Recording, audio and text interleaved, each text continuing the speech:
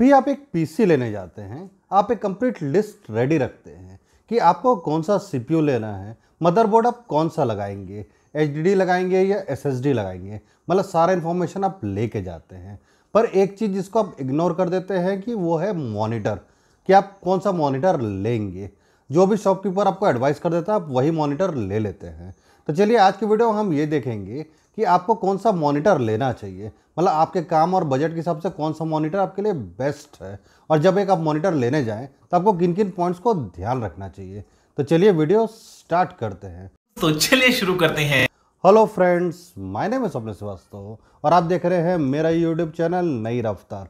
तो फ्रेंड्स, जब भी आप मॉनिटर की बात करेंगे या मॉनिटर जब आप लेने जाएंगे तो सबसे पहले आपको ये देखना है कि आपको कौन सा पैनल वाला मॉनिटर लेना है। तो देखिए, अगर मैं पैनल की बात करूं तो मॉनिटर में बेसिकली 3 पैनल आते हैं आपके। एक आता है टीएन, आईपीएस, वीए। बोलने का ओलेड भी आता है, एमोलेड भी आता है, पर जो ओलेड एमोलेड होता है वो बहुत ज़्यादा एक्सपेंसिव होते हैं, तो उनको हम यहाँ पर हटा सकते हैं। हम जनरली बात करेंगे आपका टीएन पैनल, आईपीएस पैनल और वीए पैनल, इनमें से कौन सा पैनल आपको लेना चाहिए। सबसे पहले हम बात कर लेते हैं हमारे टीएन पैनल के। जो सबसे सस्ता मॉनिटर आता है वो आपका टीएन पैनल वाला मॉनिटर ही आता है, और इसका प्लस पॉइंट क्या है कि जो इसका रिफ्रेश रेट होता है वो बहुत शानदार होता है और रिस्पॉन्स टाइम भी काफ़ी कम रहता है ना, उस हिसाब से बहुत अच्छा है। बट इसका मेजर प्रॉब्लम क्या है कि इसका जो कलर सेचुरेशन होता है, कलर कंट्रास्ट होता है, या फिर सीधा सीधा आप बोलिए कि डिस्प्ले क्वालिटी होता है, वो उतना अच्छा नहीं होता है। इनफैक्ट उसमें मज़ा आपको आएगा ही नहीं। ये इसका सबसे मेजर आप बोल सकते हैं कॉन्स हो जाता है।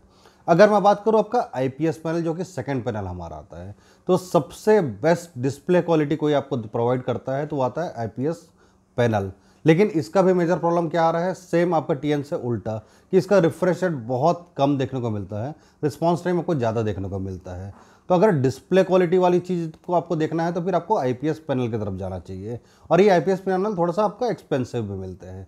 थर्ड में आपका आता है वीए पैनल। वीए पैनल आप क्लियर कट बोल सकते हैं कि आपका टीएन और आईपीएस के बीच का है, मतलब कलर कॉन्ट्रास्ट भी आपको अच्छा देखने को मिलेगा। आपको आईपीएस जितना अच्छा नहीं मिलेगा, लेकिन टीएन जितना खराब भी देखने को नहीं मिलेगा। सेम आपका रिफ्रेश रेट या रिस्पॉन्स टाइम भी अच्छा देखने को मिलेगा, मिड मिड में देखेगा। टीएन जितना अच्छा नहीं, लेकिन आईपीएस जितना खराब नहीं। तो बिल्कुल बीच का मॉनिटर, बैलेंस मॉनिटर अगर आप बोले तो आप वीए मॉनिटर ले सकते हैं। अब बात करते हैं आपके काम के हिसाब से आपको कौन सा मॉनिटर लेना चाहिए। तो बजट तो जैसे मैंने आपको बता दिया कि टीएन सस्ता होता है, आईपीएस सबको महंगा मिलता है। अब बात करते हैं कि आपका काम है, मान लीजिए वीडियो एडिटिंग, ग्राफिक्स डिज़ाइनिंग, इस टाइप का जब आप काम करते हैं तो वहाँ पर आपको आईपीएस मॉनिटर के साथ जाना चाहिए, क्योंकि वहाँ पर आपको कलर सेचुरेशन की बहुत ज़्यादा ज़रूरत पड़ेगी, डिस्प्ले क्वालिटी की बहुत ज़्यादा ज़रूरत पड़ेगी, और वहाँ पर आपको आईपीएस पैनल ही लेना चाहिए, वही आपको बेस्ट परफॉर्मेंस देगा। अगर आप गेमिंग करते हैं तो गेमिंग में सबसे इंपॉर्टेंट क्या है, रिफ्रेश रेट या रिस्पॉन्स टाइम। तो वहाँ पर सीधी सी बात है, आपको टीएन पैनल में बहुत अच्छा रिफ्रेश रेट देखने को मिल जाएगा, आप टीएन पैनल आराम से ले सकते हैं। और फिर बात आ जाता है वीए पैनल, तो जो बैलेंस्ड है, मतलब कोई भी उसको ले सकता है, मतलब आपका बेसिक सा वर्क है, नॉर्मल आपका काम करते हैं, ऑफिस के काम करते हैं, तो या तो आप आईपीएस पैनल के साथ चल दीजिए या फिर आप वीए पैनल के साथ चल दीजिए। दोनों में आपको कहीं कोई प्रॉब्लम नहीं आएगा। टीएन पैनल को आप इग्नोर कीजिए, मैं आपको एडवाइस करता हूँ। समझ रहे हो? समझ रहे हो ना? बात कर लेते हैं हम रिफ्रेश रेट और रिस्पॉन्स टाइम की। तो ये रिफ्रेश रेट और रिस्पॉन्स टाइम होता क्या है, तो जैसे आपको नाम से समझ में आ रहा है, रिफ्रेश मतलब 1 सेकेंड में आपका मॉनिटर कितने बार रिफ्रेश करता है अपने आप को, उसी को हम बोलते हैं रिफ्रेश रेट। जितना ज़्यादा रिफ्रेश रेट होगा उतना अच्छा मॉनिटर माना जाता है। रिस्पॉन्स टाइम क्या होता है कि एक कलर से दूसरे कलर में कितने टाइम में चेंज कर रहा है अपने आप को मॉनिटर, उसको हम बोलते हैं रिस्पॉन्स टाइम। मतलब जितना कम रिस्पॉन्स टाइम होगा उतना अच्छा मॉनिटर होगा। तो ध्यान रखिए, जितना रिफ्रेश रेट ज़्यादा होगा उतना अच्छा, और जितना रिस्पॉन्स टाइम आपका कम होगा उतना अच्छा।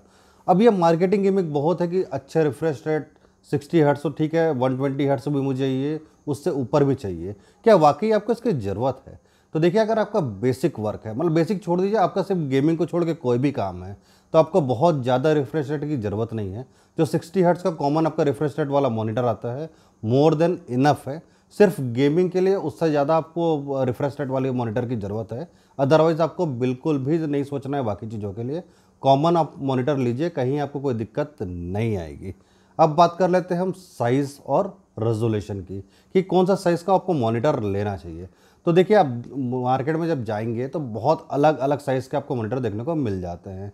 बट जो कॉमन सा मॉनिटर आपके चलते हैं या तो 22 इंच या 24 इंच या फिर 27 इंच, ये आपके बहुत कॉमन चलते हैं। अब ये डिपेंड करता है कम्प्लीटली आप पर कि आप कौन से साइज से कंफर्टेबल है और कौन सा आपके बजट पर आ रहा है।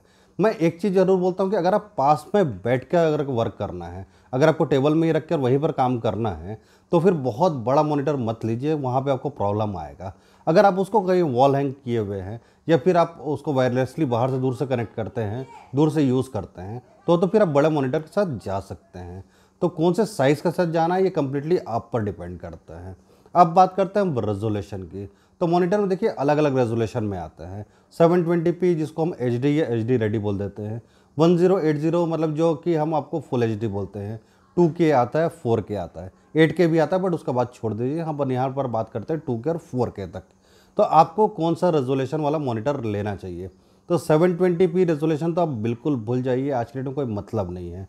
बेसिकली आपको जाना है 1080 यानी फुल HD मॉनिटर के साथ पर वो भी कहाँ तक, जब तक आप 24 इंच तक, मेरे हिसाब से 24 इंच से ऊपर का अगर मॉनिटर यानी बिग साइज़ का मॉनिटर ले रहे हैं तो फिर आपको 2K रेजोल्यूशन के साथ जाना चाहिए, क्योंकि वहीं पर आपको बढ़िया परफॉर्मेंस मिलेगा। तो या तो 1080 या फिर 2K, इस दो रेजोल्यूशन के साथ आप जाइए, आपको बेस्ट परफॉर्मेंस मिलेगा, सबसे अच्छा आपके लिए यही रहेगा। लेते हैं हम ब्रांड्स की। तो देखिए अलग अलग ब्रांड्स बहुत सारे मॉनिटर्स बनाते हैं और मैं कोई भी ब्रांड आपको ऐसा रिकमेंड नहीं कर रहा हूँ। आप अपने हिसाब से देख सकते हैं कि कौन सा ब्रांड के साथ आपको जाना है। एक्चुअली आपको ब्रांड का देखना ही नहीं है, आपको देखना पर्टिकुलर मॉनिटर कौन सा अच्छा है। हाँ, जो मेन पॉइंट आपको कंसिडर करना है कि जिस भी ब्रांड का मॉनिटर ले रहे हैं उसका सर्विस सेंटर आपके घर के आसपास में है कि नहीं और उसका फीडबैक कैसा है, क्योंकि ये बहुत ज़्यादा इंपॉर्टेंट हो जाता है। तो सर्विस वाला पॉइंट आपको हमेशा ध्यान रखना है। जब सर्विस की बात कर रहे हैं तो आपको वारंटी भी चेक कर सकते हैं कि अलग अलग ब्रांड में कैसा आपको वारंटी मिल रहा है। जो ज़्यादा वारंटी दे रहा है उसका सर्विस सेंटर भी अच्छा है, तो फिर आप उस मॉनिटर के साथ बिल्कुल जा सकते हैं। एक इम्पॉर्टेंट पॉइंट, जब भी आप मॉनिटर लेंगे तो मिनिमम 3-4 घंटा तो उसमें वर्क करेंगे ही, हो सकता है उससे ज़्यादा भी 7-8-10 घंटा भी आप उसमें काम करें। तो उसमें आप ये चेक करिए कि उसमें एंटी ग्लेयर प्रोटेक्शन दिया है कि नहीं। ये आपके आँख के लिए बहुत इंपॉर्टेंट है, क्योंकि आजकल हमारे आइज़ बहुत ज़्यादा प्रॉब्लम में आ रही है, क्योंकि यह या तो हम दिन भर मॉनिटर के सामने या फ़ोन के सामने अल्टीमेट डिवाइस के सामने हम उस आँख को अपना रखे ही रहते हैं। तो कब कोशिश कीजिए कि प्रोटेक्शन उसमें मिले, ताकि कम से कम डैमेज करे आपके आँख को। इस पॉइंट को भी आपको हमेशा ध्यान रखना चाहिए। एक और लास्ट में बात, एस्पेक्ट रेशियो। जो मॉनिटर होता है वो आपका 16:9 एस्पेक्ट रेशियो के साथ आता है। आपने सुना होगा वाइड एंगल या अल्ट्रा वाइड एंगल, तो आप देखिए आपके काम के हिसाब से वो ज़रूरी है तो फिर आप वाइड एंगल मॉनिटर या अल्ट्रा वाइड एंगल मॉनिटर के साथ जाइए। अदरवाइज़ बहुत ज़्यादा आपके लिए इंपॉर्टेंट नहीं है तो उसको छोड़ सकते हैं, क्योंकि जैसे ही आप वाइड एंगल या अल्ट्रा वाइड में जाएंगे वो बहुत ज़्यादा बजट आपका बढ़ जाएगा। तो आप इस चीज़ को देख लीजिए, आपका अगर बजट है और आपका काम उस टाइप का है फिर उसको आप अपने हिसाब से कंसिडर कर सकते हैं। तो ये थे वो पॉइंट्स जो एक मॉनिटर लेने टाइम आपको ध्यान रखने चाहिए। अगर मैं अभी भी कोई पॉइंट भूल रहा हूँ या आपका और भी कोई क्यूरी है तो आप मुझे कमेंट कीजिए, मैं आपको ज़रूर कमेंट करूँगा, आपको रिप्लाई ज़रूर करूँगा। और अगर ये वीडियो आपको अच्छा लगा तो इसको शेयर ज़रूर कर दीजिएगा और लाइक भी कर दीजिएगा, चैनल को सब्सक्राइब कर दीजिएगा। मिलते हैं फिर नेक्स्ट वीडियो में, तब तक खुश रहिए, मस्त रहिए, बिंदास रहिए। Take care.